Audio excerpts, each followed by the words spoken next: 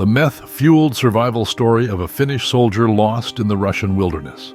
In the early 1940s, as World War II raged on, German soldiers were known to use a substance called Pervitin, a small tablet that promised to keep them alert, suppress hunger and sleep, and boost their spirits amid the horrors of war. But this wasn't just any ordinary pill. Pervitin was methamphetamine. While it provided short-term benefits, like increased energy and focus, its long-term effects were devastating, leading to agitation, hallucinations, and psychosis. Today, we delve into the harrowing tale of a Finnish soldier who accidentally overdosed on Pervitin during combat and ended up stranded in the freezing Russian wilderness, surviving for 2 weeks while battling the effects of a meth-induced nightmare. Born in 1917, Aimo Koivunen was a Finnish soldier during World War II, despite eventually fighting against the Nazis. In 1941, Finland had unofficially allied with Germany against their common enemy, the Soviet Union.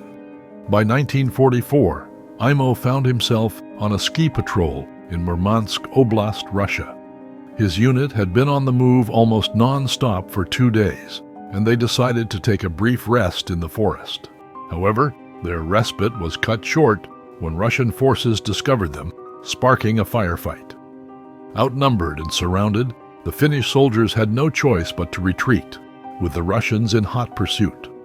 Exhausted from the relentless fighting and lack of sleep, Aimo struggled to keep up with his comrades. As his strength waned and his body began to shut down, Aimo knew he needed something to keep him going. That something was Pervitin. Entrusted with the unit's supply of Pervitin, Aimo intended to take a single pill to stay awake. However, in his panic, he accidentally poured out the entire bottle, around 30 pills, and in a moment of desperation, he swallowed them all.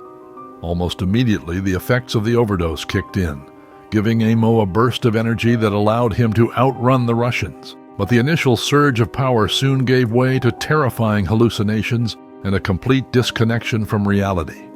Aimo began to lose track of time, drifting in and out of consciousness as the world around him morphed into a surreal nightmare. His fellow soldiers, alarmed by his erratic behavior, secretly took away his ammunition, leaving him defenseless. When Aimo finally snapped back to reality, he found himself alone in the freezing wilderness, with no supplies, no weapon, and no idea how long he had been on his own. Thus began Aimo's 2-week ordeal of meth-fueled survival. His mind playing tricks on him, Aimo wandered through the Russian wilderness, often regaining consciousness, in the middle of some bizarre action with no memory of how he got there. He tried to make his way back to Finland, using a compass to navigate, but his hallucinations led him astray time and time again. In one instance, Aimo spotted smoke in the distance and believed there was a camp where he could find help. However, when he reached the location, he realized it was a Russian camp, not German as he had hoped. Without ammunition, Aimo had no choice but to ski straight through the camp, dodging bullets and evading capture by sheer luck. His journey was filled with similar episodes, imaginary encounters with old friends, setting fire to an abandoned cabin he had taken shelter in, and surviving a mine explosion that left him with a severely injured foot. Each day was a battle against the cold, starvation, and the relentless effects of the meth overdose.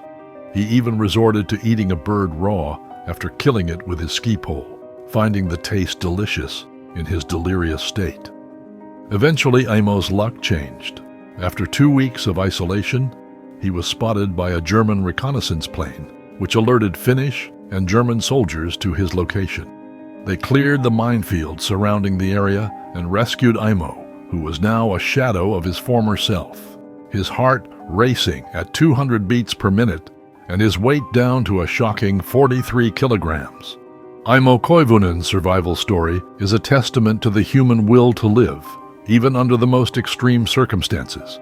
Despite the dangers of methamphetamine, Aimo managed to survive his ordeal and lived until 1989, passing away at the age of 71. His tale serves as both a cautionary story about the perils of drug use and an incredible account of endurance in the face of overwhelming odds.